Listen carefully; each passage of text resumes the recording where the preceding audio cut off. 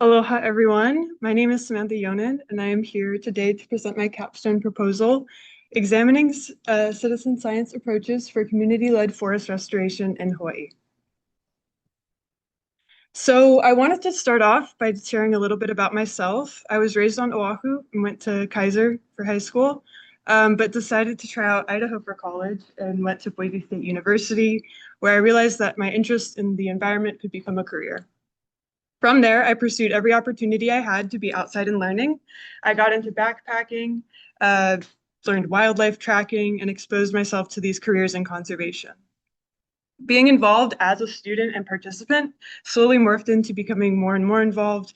And after graduating, I started my first real person job in a position with the Montana Department of Agriculture's Adopt a Trailhead program. There, I worked with groups of all ages and got to experience the intersection between land management and community involvement.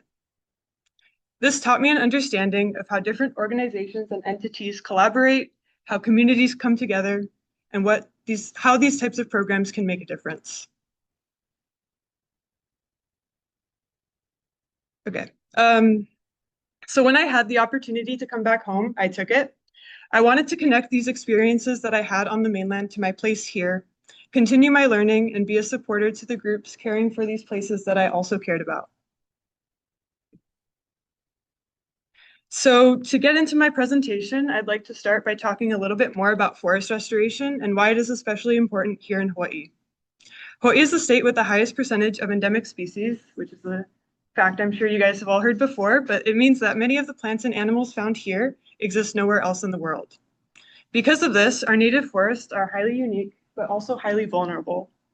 They face threats of habitat loss and degradation from invasive species, such as the devilweed pictured here, which can be found up on the North Shore of Oahu. These species outcompete native vegetation. Devilweed can produce up to over 800,000 seeds within a year and suppresses the growth of the nearby surrounding vegetation. So in order to support our native ecosystems, it is necessary that we work on restoring these invasive dominated areas. However, restoration doesn't happen on its own. It requires human intervention and depends upon long-term sustained stewardship efforts. So this work is already happening. In Southeast Oahu alone, there are over 600 groups engaged in or supporting environmental stewardship efforts. These include schools, government orgs, nonprofits, and other community groups like them that can be found across Hawaii, spanning from Mauka to Makai. With so many groups involved, there's a growing need to understand these efforts and how we can support them. One important component of restoration is monitoring. Groups need to understand how their resources are being used and how their projects are impacting these restoration sites. How are these areas changing over time, and are these native plants surviving? Monitoring data can be used to inform adaptive management, which means being strategic and adjusting methods based on evidence, figuring out and understanding what works best. Monitoring data is also a very powerful communication tool. It allows organizations to demonstrate progress, build public support, report outcomes to funders, and provides long-term record keeping. However, implementing monitoring is complicated by the need to balance staff capacity, resources, costs, and effective decision-making. When time and capacity is limited, how do these groups prioritize carrying out restoration work and also monitoring? How can these groups balance volunteer goals and management needs? And how can citizen science approaches be a tool designed to support restoration goals? So to back up a little bit, I'd like to talk a little bit more about citizen science and what that means. So citizen science involves volunteers, typically non-professionals, in the collection of data for analysis. When you hear citizen science, you may think of platforms like iNaturalist or other national campaigns, but at its core, it's simply people contributing to data collection and analysis. Community-driven monitoring efforts, like local citizen science projects, can promote sustained involvement in environmental stewardship. With structured protocols and proper training, this data collected by community members can be a reliable and valuable resource. At the same time, citizen science also engages people in conservation, provides opportunities for skill building, and increases environmental awareness. So how can these approaches be implemented into Hawaii's forest restoration activities?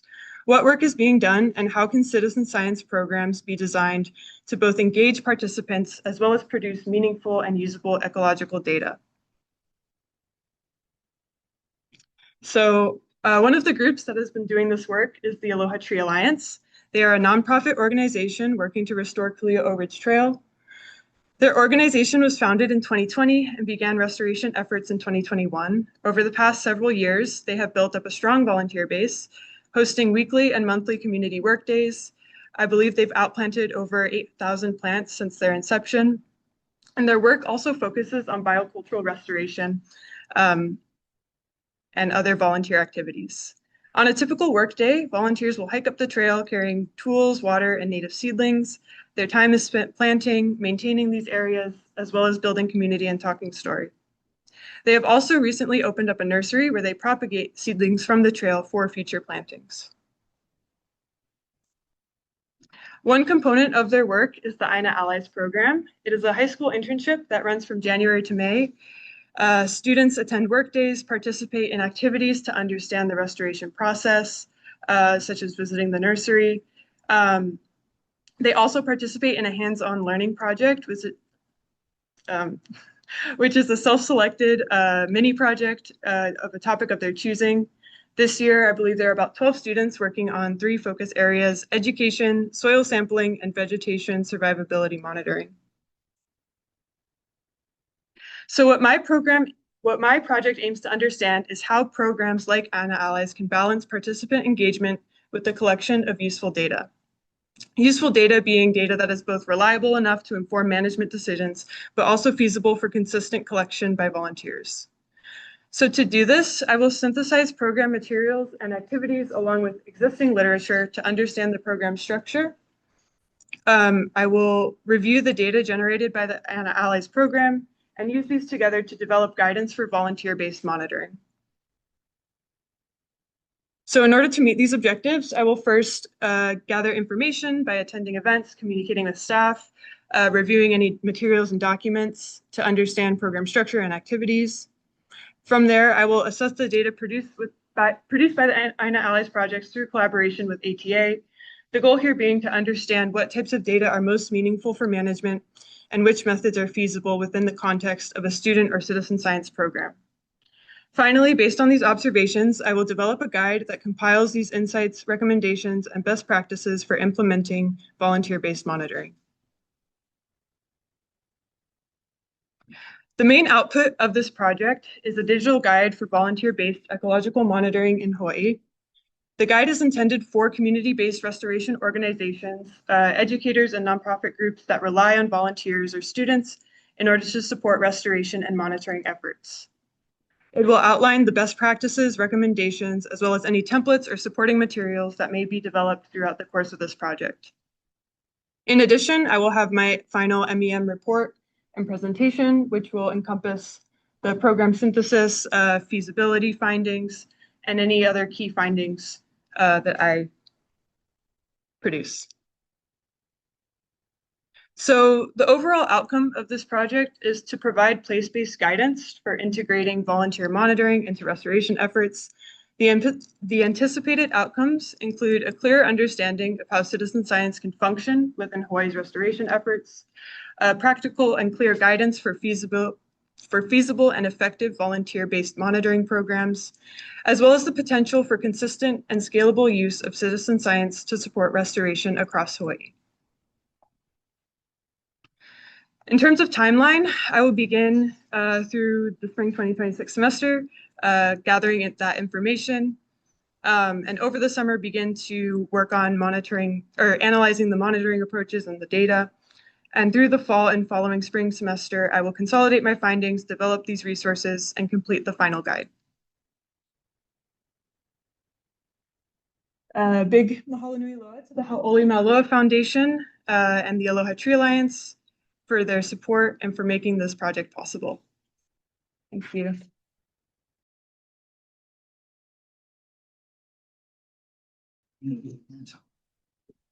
Aloha, everyone. My name is Hannah. Happy Earth Day. What better way to spend it than listening to all these very cool projects?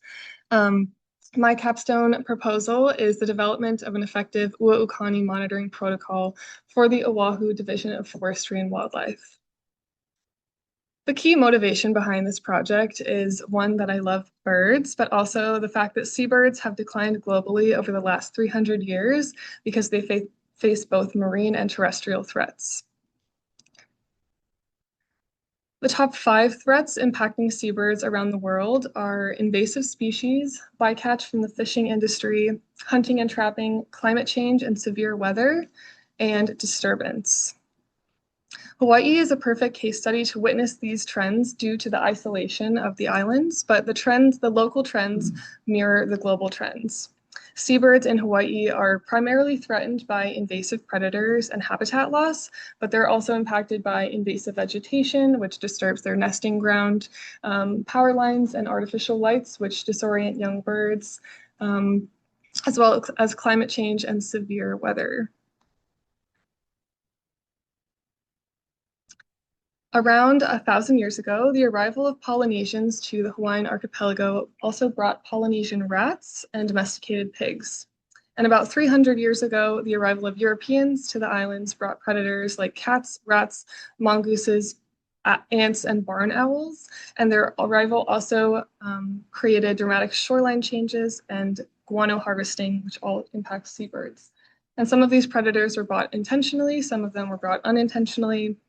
Predators like mongooses and cats were brought to help control the rat populations, which didn't end up being super successful. To combat the influx of predators, in the 1980s, invasive mammals were eradicated from the offshore islets on Oahu, allowing the seabird populations to recover. Uaukani, also known as the wedge-tailed shearwater or Ardena pacifica, are a monogamous philopatric burrowing seabird species that is native to Hawaii. They're listed as a species of least concern by the IUCN with stable global populations. They have been able to persist despite the presence of predators on several of the nesting grounds on Oahu. The conservation of seabirds like Uaukani is an important part of biocultural restoration here in Hawaii. Native Hawaiians have deep cultural connections to seabirds as they have helped serve fishers as guides for fishers, leading them to schools of fish. They have helped indicate changing weather patterns, and they have historically been used to help navigating back to land.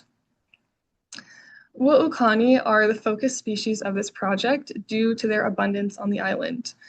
They're one of the few native seabirds that communities can regularly encounter in local parks, and they're an excellent case study to understand the effect of human disturbance and the ability to, due to their ability to adapt and survive in colonized or areas that are protected and unprotected.